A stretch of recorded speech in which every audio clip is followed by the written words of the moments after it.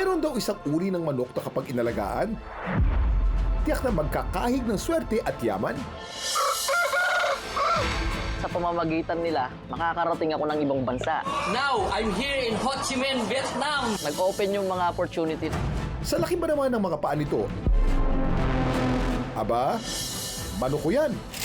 Na para bang tayo nasa birthday party at sila mga mascot. Pero hindi talaga costume yan, ha? Totoong mga manok yan. Kung ganon, bakit ang lalaki ng kanilang binti at paa?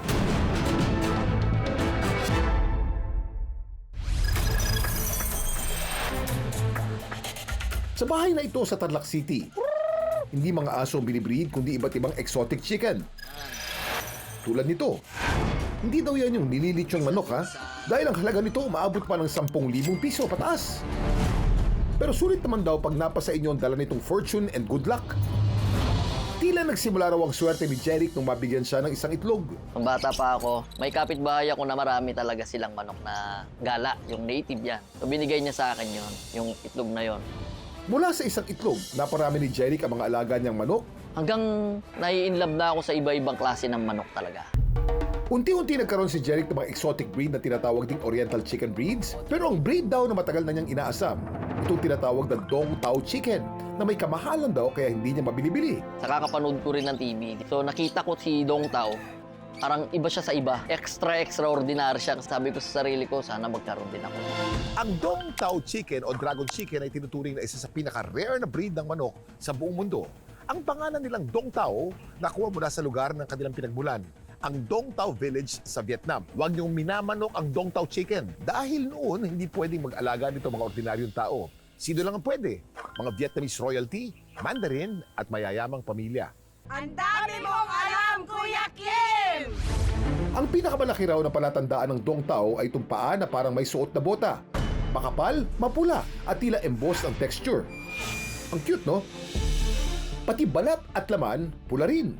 Sa Vietnam, hindi lang daw inaalagaan ng Dong Tao. Binibili pa ito para gawing lucky charm.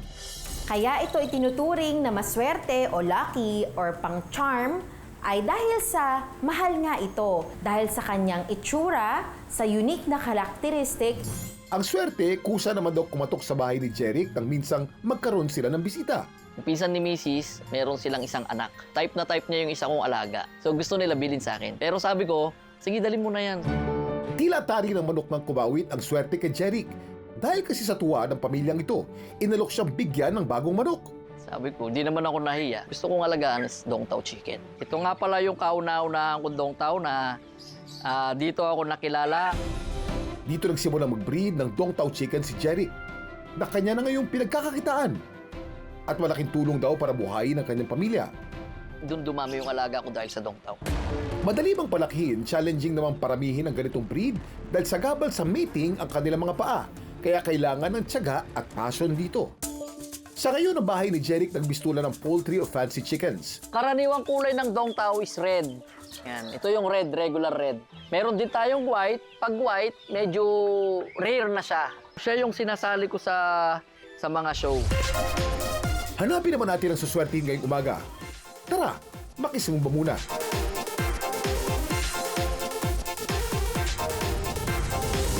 Magbigay ng luto ng manok. Isa-isa po. Isa-isa. Chicken adobo. Sinampalukang Sinampalukang manok. Tinola. Tinola. Chicken curry. Apritadang manok. Apritadong manok. Chicken ano? Chicken adobo, nasabi na, no? Fried chicken. Chicken curry. Chicken curry, nasabi na po. Nako, dalawa na lang! Kinamatisang manok. Kinamatis. Ang dami niyong invento kanina pa. Meron ba nun? Meron. Search mo. Research ko. Okay. Chicken burger. Oh. Luto sa humba. Humbang manok. Ang galing ni Mami. Kisadong, kasama sa kisadong pansit. Oh, sinasog! Pwede! Pwede po yan. Okay. Sinigang sa gabi. Nakakain din daw ang Dong Tao chicken. Flavorful daw ang lasa nito, may mababang fat content at medyo chewy. Hanggang sa ngayon, luxury delicacy pa rin itong matuturing sa Vietnam.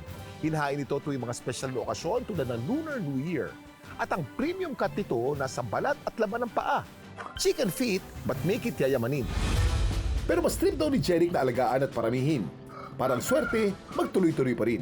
Hindi ko expect na itong si Dong Tao, marami palang pwedeng mangyari sa buhay mo. Pwedeng maniwala, pwede ring hindi. Para sa akin, oo, swerte siya. Ano bang swerte ng tao? Sisiw lang yan na darating basta't sinamahan ng sipag, tiyaga at paniniwala. Ang dami mong alam, Kuya Kim!